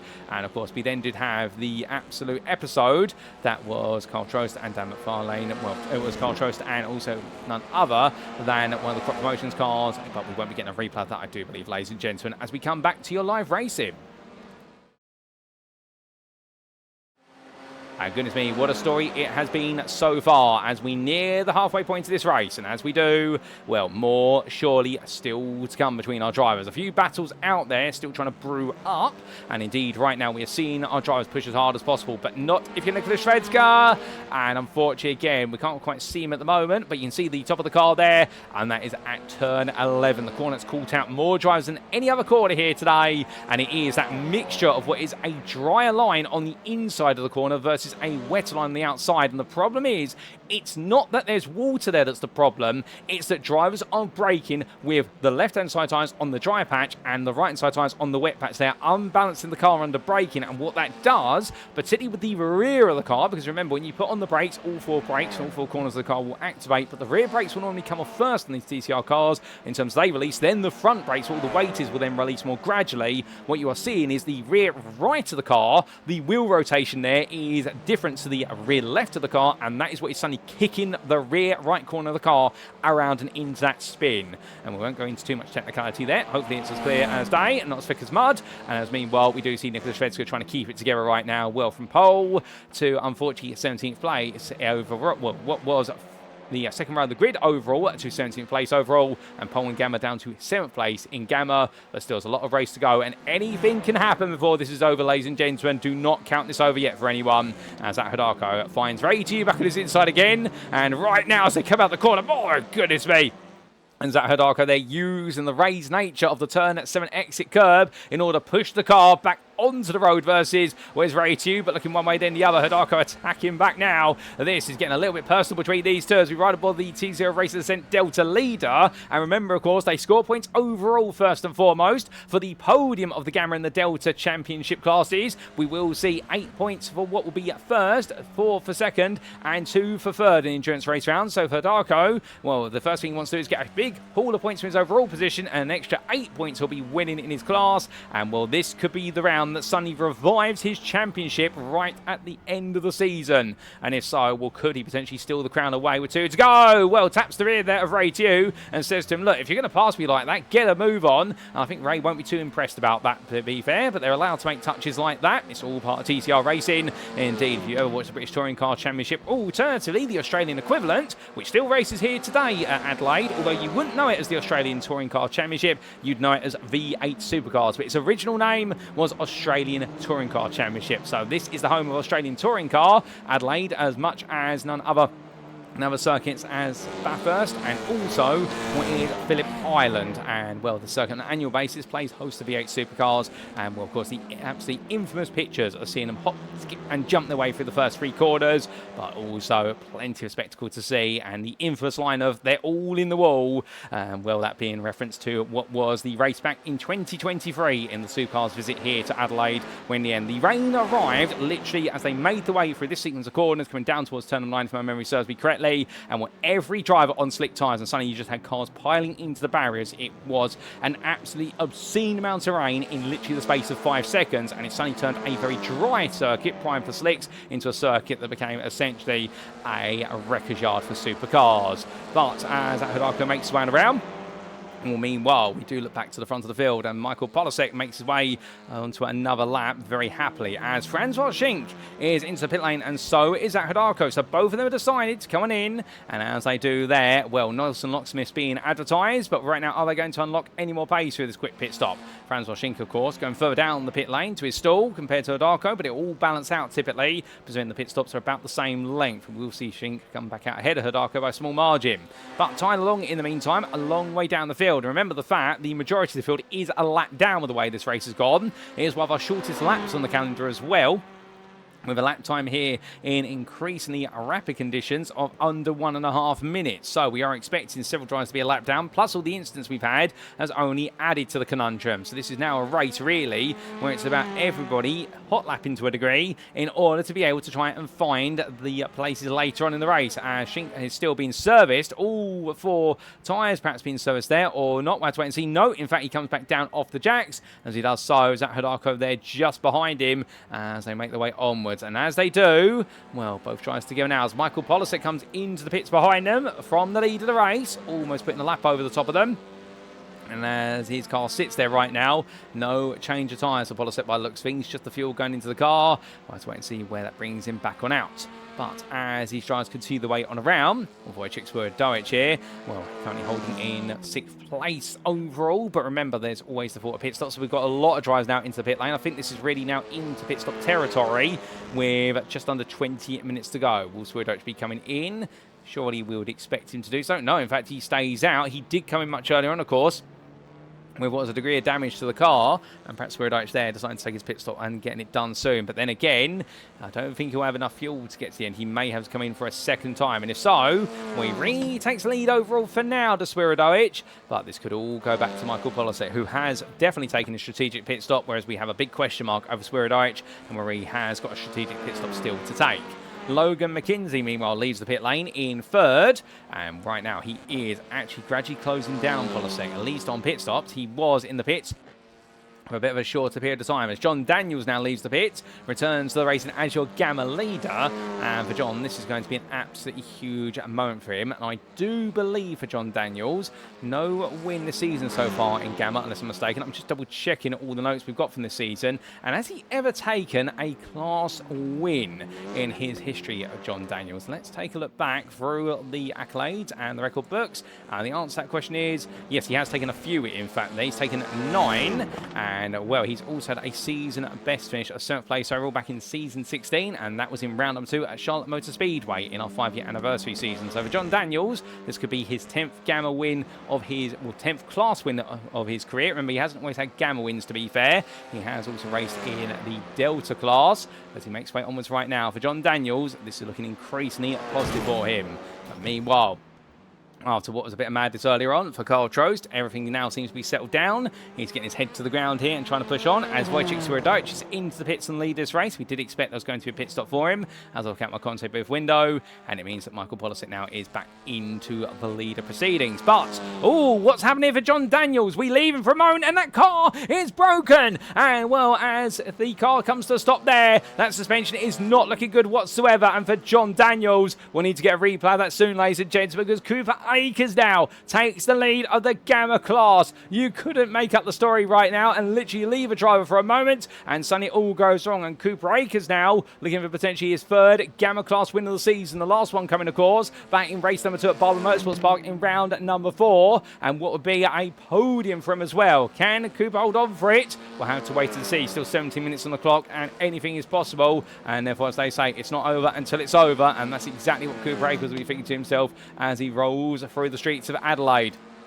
As he does so, in terms of his history, well, he has had only class wins in Gamma. He's not had any before when he raced as part of Alpha Alternative Delta, and his best ever finish, of course, was a second place overall at Barber Motorsports Park in round number 4. So therefore, it does mean right now for Cooper Akers, well, he's got to keep it together. But Zach Hidako here enjoying himself out there and throwing things down on the tarmac. We're seeing that water is gradually going away little by little. However, it is worth noting the fact that when we do look to our weather on the right hand side of your screen, look at those temperatures there. Ambient 69 degrees Fahrenheit. Yes, it's a nice and relatively cool temperature. Track temperature 65 degrees Fahrenheit. This is a cold circuit. It's barely got any temperature in it, and that's why the water is struggling to go away. No matter how much heat our drivers are putting down right now, it is just simply a situation whereby we're not seeing anywhere near enough heat to displace that water, and that's why drivers are really struggling. You've got those damp patches off of the racing line, sometimes slightly to the edge of the racing line and around those curbs,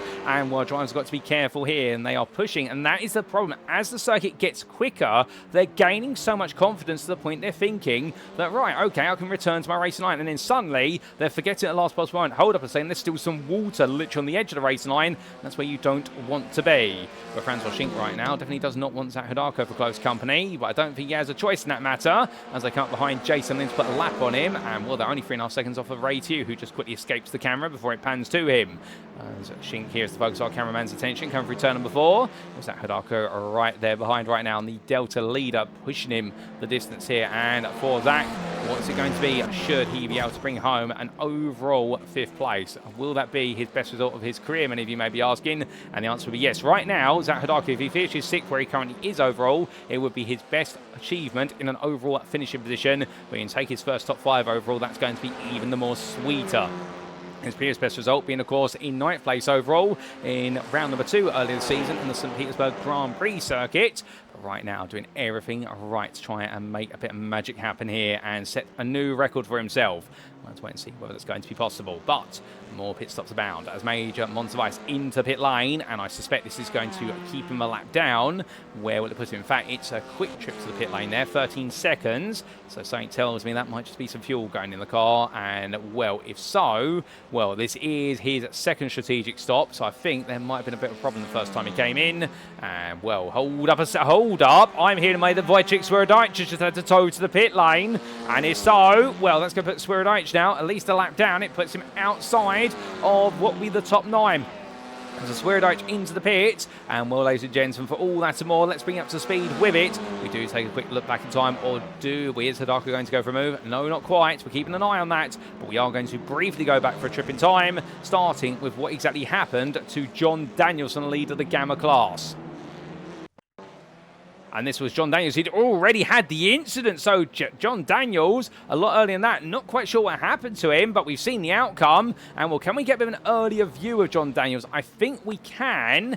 And, well, it must have been coming through turn number 8. That's the only theory we can have here. We've got no other evidence to explain. Can we go a bit early in this? I don't think we can. That's all we've got. He's got to have hit the outside wall there. And John Daniels just simply, in the end, we haven't got the replay tape, but we can see the aftermath. Meanwhile, we have got none other than what happened to Wojciech Swirydowicz, and this was for... Well, it's the same instant. And, well, that, I think, is what's happened to John Daniels and Swirydowicz. We get a slight look to it, and just going too wide out the corners, hit the barrier, and the whole front left of the car is just completely dropped. Nightmare moment for both.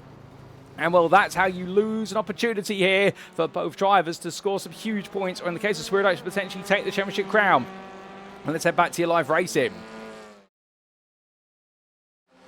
And as we do come on back, we're still 13 minutes to go. It's not over yet, ladies and gentlemen. And indeed, in the words of the Australian band Airborne, of the successors, if you will, the spiritual successors to Australia's finest musical product. I don't think there's any debate about it, particularly if you're a rock and roll and metal fan of AC/DC. Well, there's no way but the hard way, in the words of Airborne's legendary song. So get used to it, and that's exactly what the drivers have had to get used to right now, is the fact that to get to the end of this race, it is a race of survival on the streets of Adelaide. And as they make the one out, the attrition rate has been exceptionally high. We are now down at this time to 15 classified runners, last of which is Swirydowicz, who has towed to the pit lane, is expecting repair work to the car. Nicholas Shredsker makes his way back on out. He's still in this, and it's crazy to think, despite it all, he's in 6th place of your what is Gamma drivers at the moment, and that is because with all the instance we've had, it has essentially seen him be able to get back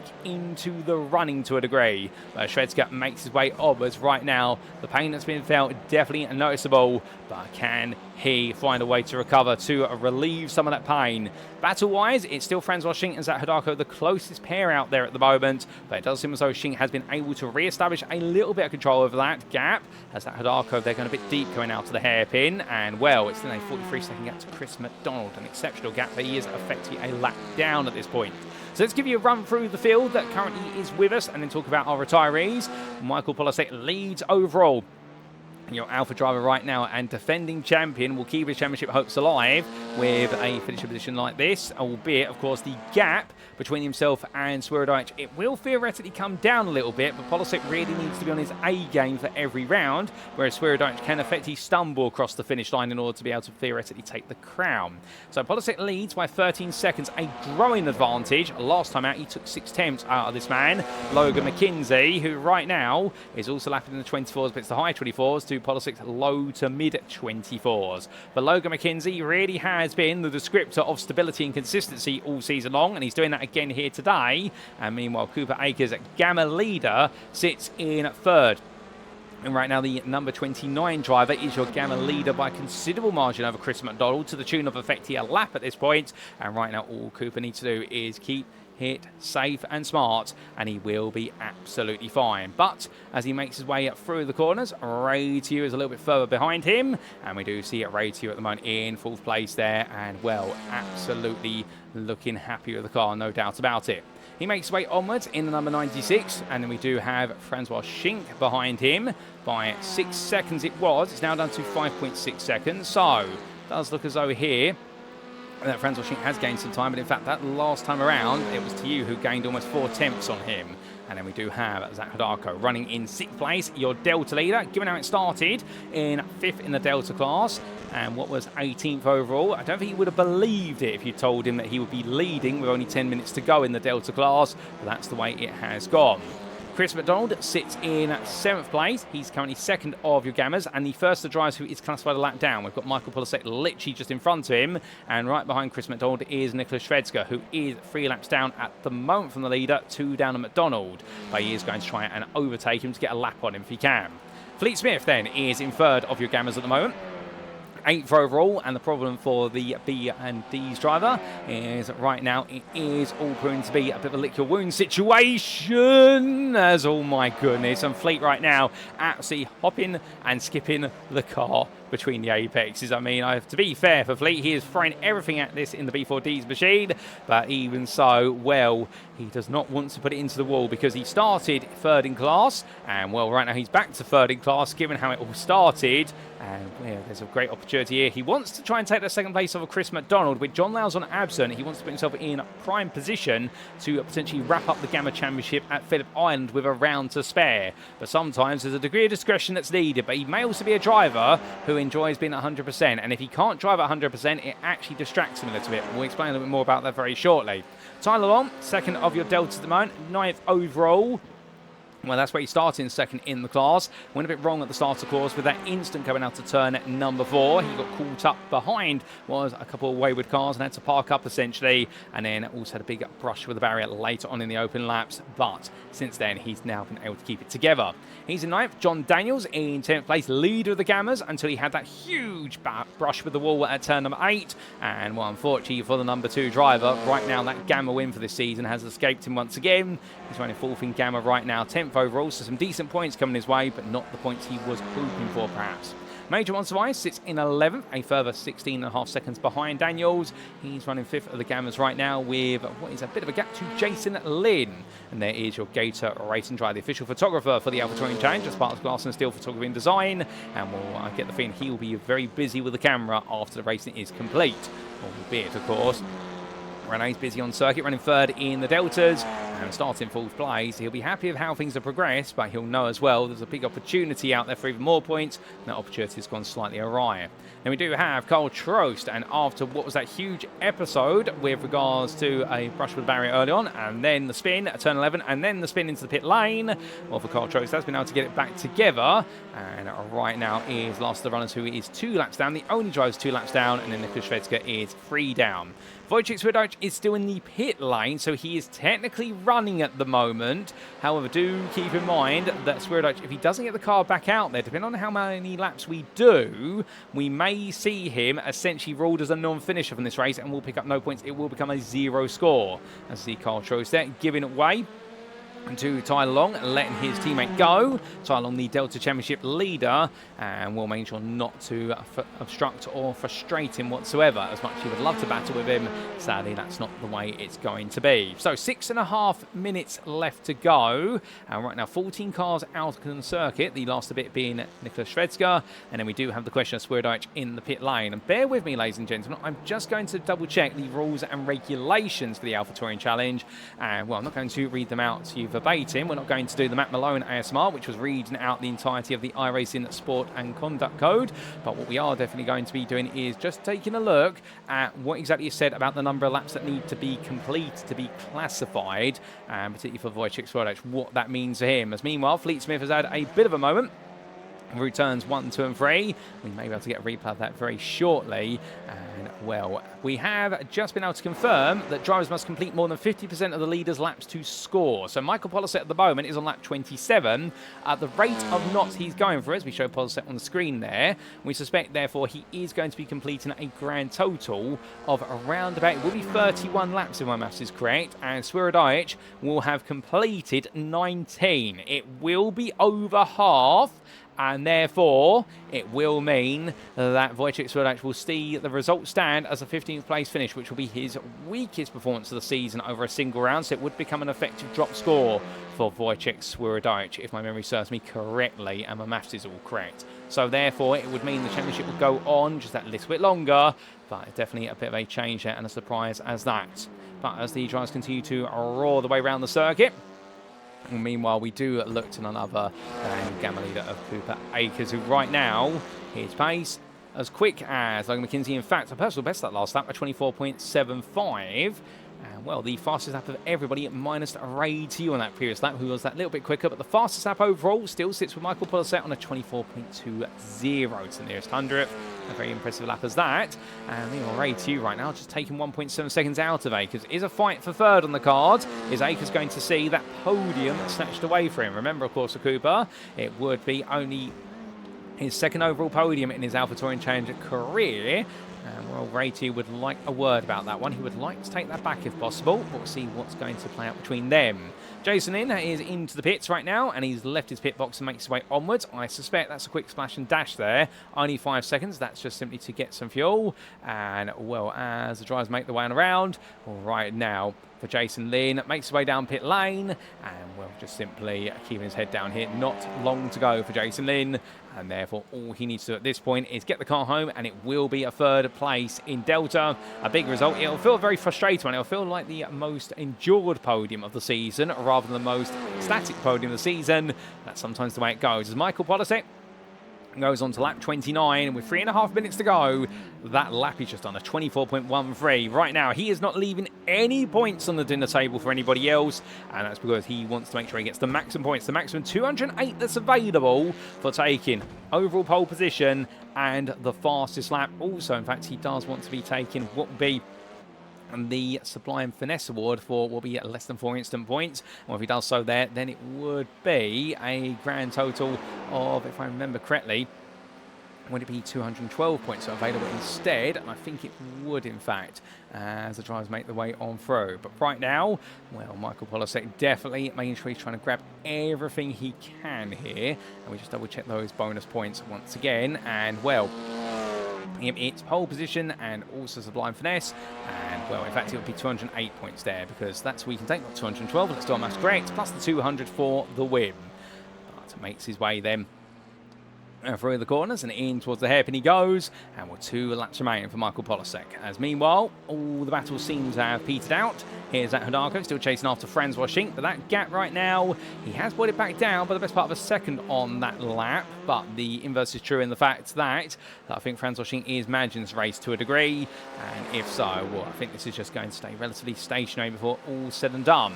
But what exactly happened to Fleet Smith a few laps ago here, some of you ask? There was a bit of a moment for Fleet Smith, and we take a look back in time and find out, ladies and gentlemen. This was back on Fleet Smith's lap 26, so lap 27 of the overall race. And this was Smith coming through turn 3, heading up towards turn number 4. As he did so, 3rd in Gamma at the time, and 8th overall, went onto the brakes. The car just simply went straight on there, and in the end managed to get it stopped, and, well, took it easy, got himself back up to speed there and avoided hitting the outside barrier at turn number 4. So well done to Fleet for that. That could have been a bit of a nasty moment in his race as we return to your live racing. And we do come on back then. Clock says 1.5 minutes to go, and Michael Polasek still is on lap 30, of which we will see one more shortly after, as that Hidalgo now goes on to what will be his penultimate lap of this race. Drivers coming on through. John Daniels still surviving out there, but for John, of course, a very different race compared to what it could have been. And well, off in the distance is Tyler Long, who he chases after. Albeit the car you see there is not Tyler Long. That's a slightly different T0 racing car. But Tyler Long a bit further down the road, making his way in towards the hairpin. Here's Carl Trost that sits between the two of them. There you see Trost, and then you'll see John Daniels behind. And Daniel's trying to put a lap on him before the race is over, albeit I think too far away to do so. But he does make his way through the corners. We look back to Franz Wojciech, gaps to Zach Hidalgo. Now only a second. Are we going to see a fight between them for what will be 5th place right at the end of this race? We'll have to wait and see. But meanwhile, well, we look to Michael Polasek, who makes his way on this final lap. And we're already up towards turn number 7. And, well, it's going to be 31 laps in total. And it has been a race of survival of the fittest and the quickest. And right now, Polasek has definitely delivered in both accounts. As Carl Trost has just had to tow to the pit lane from what I'm hearing in my ear. So Trost will fall down to 14th place. He will be demoted behind Nicholas Shvedska. And Shvedska will be happy to pick up one more place, even if he's not done it for an overtake on the road. But Michael Polasek right now heading in towards the hairpin. In control of this race. An 18-second gap to this man, Logan McKenzie. The clock goes to 0 at the top of your screen. That confirms we're definitely on the final lap.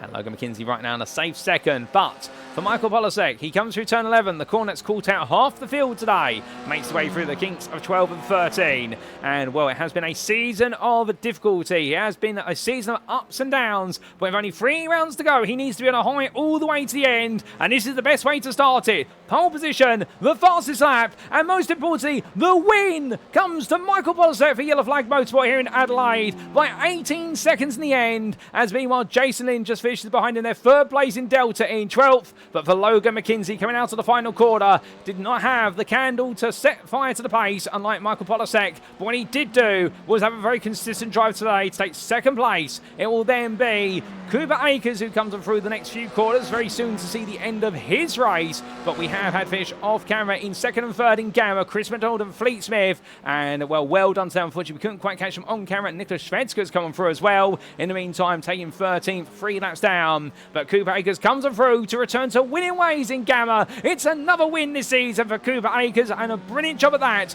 3rd overall, another overall podium for the 29 driver. Then here comes Ray to you. 4th place to him, and a very solid and considerate drive. But will he be Shink or will he Hidalgo completes the top 5? It's Franz Wojciech, and for Zach Hidalgo, he's celebrating. It's his best overall finish of his career, and it is a return to the top step of the Delta podium for the 76 driver. He'll be proud of that, and then it will be a bit further behind. Chris McDonald, the best part there, of 41 seconds behind in 7th place, runner-up in Gamma, head of Fleet Smith, who completed the Gamma podium. Will Tyler Long bringing on home at 2nd place in Delta there, in 9th place overall lap down. And, well, Major Monsavice just finishing behind John Daniels, taking 11th. And here is Monsavice making his way on a cool-down lap. John Daniels already back in the pit lane. And, well, Jason Lynn, we saw across that line, your 3rd place finisher in Delta. He does take the full 31 laps, and he decides to do one more to make sure he sees every lap. And, well, Nicholas Shvedska in the end, an absolutely brilliant drive to recover. Given how it all started, that pole lap, of course, he was hoping to make it what would have been a Gamma win. It will come for Nicholas one day, that I'm certain of, ladies and gentlemen. But today it was about getting back on the road and not giving up, and he did exactly that to be your last finisher on the road to see the checker flag. Jason Lynn and Wojciech Swirydowicz will both also see the finish of the race, albeit in the pit lane, as they completed over 50% of the race distance. But as our drives all cool and calm and down, let's take a look at those results, and subject, of course, to any stewards' inquiries. Here we go to the scenic view. And as we can see, after what was an absolutely crazy race here today on the streets of Adelaide, around 10 of 12 in Season 17 of the Alpha Touring Challenge, brought to you on iRacing and powered by Syncmesh and Glass and Steel Photography and Design, we saw the win come to none other than what was your driver of Michael Polasek. And for Polasek, that becomes what is his 4th win of the season, and, well, he'll be absolutely pleased with that. With Polasek, the Yellow Flag Motorsport Driver 9, he's still keeping that championship alive, albeit he's got a bit more work to do.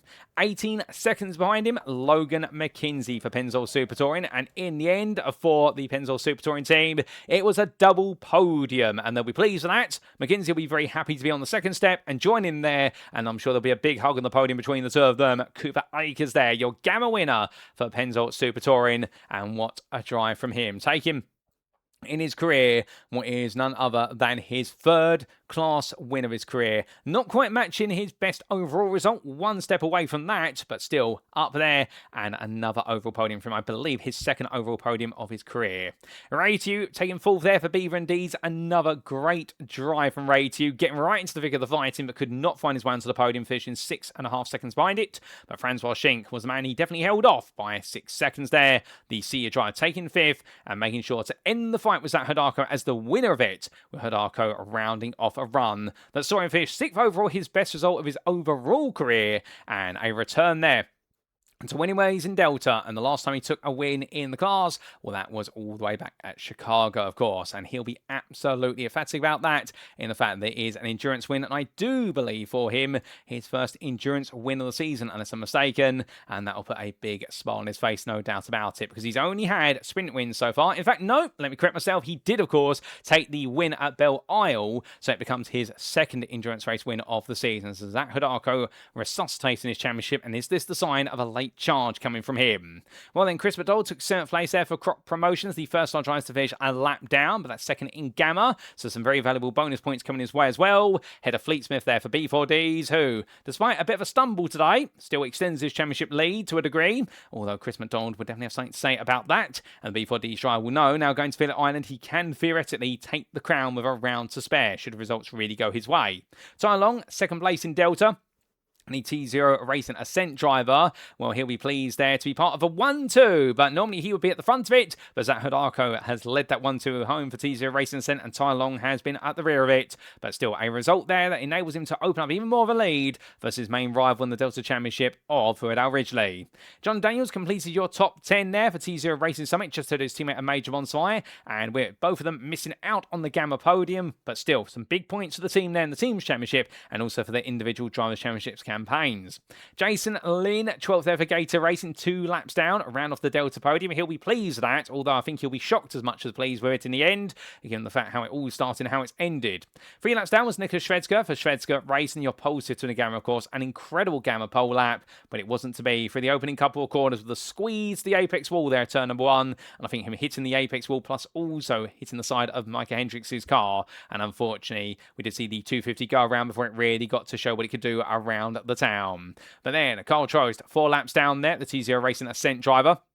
He'll be happy with that result and the fact it has been classified and want another top 5 in Delta, but not happy with how he ended the race.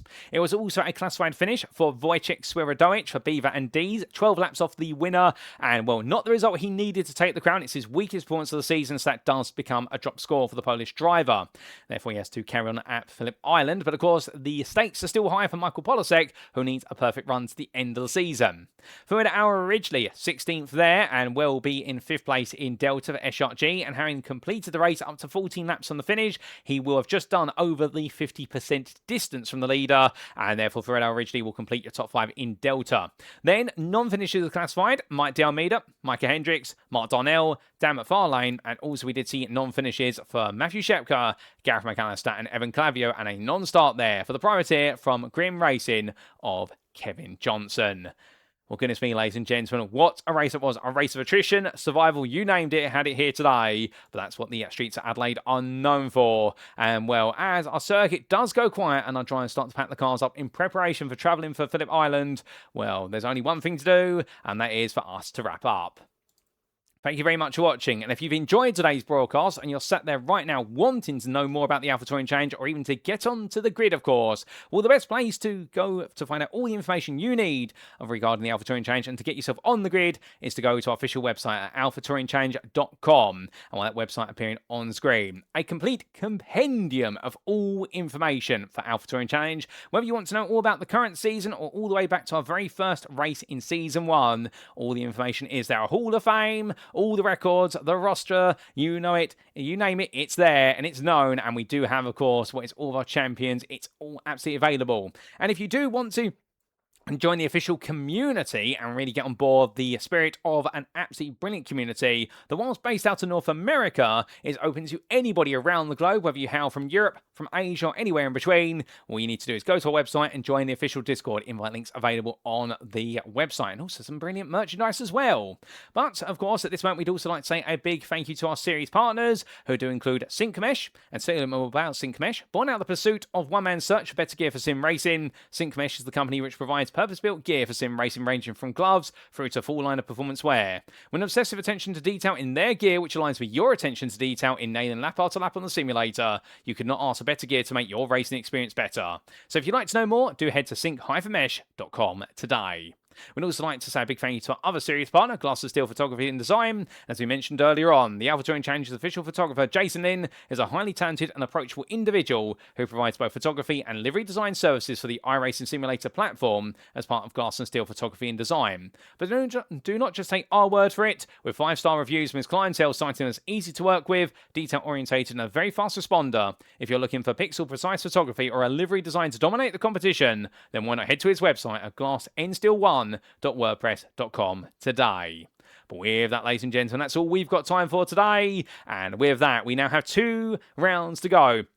And next time out, we're going to be making our way to the remote Phillip Island Circuit, the home of motorcycle racing in Australia, at least for now, but there are question marks about it. But make no mistake, there's no question that we're heading there for our final 2 sprint race of the season. It'll be round 11, and whilst the racing will be on Monday the 6th of July 2026, we invite you to come join us as if we're live on Tuesday the 7th of July. And in the overall Drivers' Championship, the wait for that second crown goes on for Wojciech Swirydowicz, with the streets of Adelaide costing him dear, and Michael Polasek has been able to reel him in slightly, but still knows he needs perfection to the very end. In Gamma, meanwhile, it has been a story today whereby, despite the fact he wasn't able to win and Chris McDonald slightly beating him on the podium, Fleet Smith is very much in control, could wrap it all up should results go his way at Phillip Island. And in Delta, Zach Hadaka returns to winning ways. Could he be experiencing a late resurgence in form? But still, he'll know the fact that his teammate and rival Tyler Long has taken second place today, has extended his gap to Our Ridgely, and is very much in control with 2 rounds to go. But how will it all go down on the island of Phillip Island? We'll have to wait and see. That'll be in a week's time. But until then, you've been tuning into the AlphaTauri Challenge. We have indeed been in the ATC, and I've been your host and commentator, Paul Walsh.